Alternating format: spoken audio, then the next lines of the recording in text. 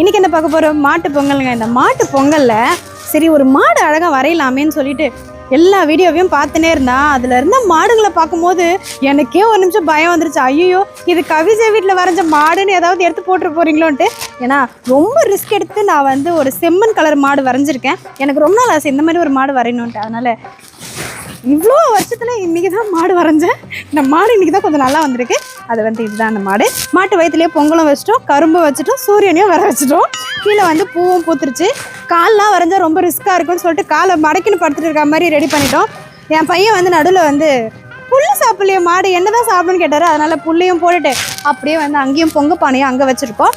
இது எல்லாமே வந்து எங்கள் வீட்டு கோலங்கள் எப்படி இருக்குன்னு பார்த்துட்டு கமெண்ட் பண்ணுங்கள். அது மட்டும் இல்லைங்க, இது எல்லாமே நம்ம லட்சு தான் போட்டா அப்படின்னு அவன் சொல்லிட்டு லட்சுமா வீடியோவில்.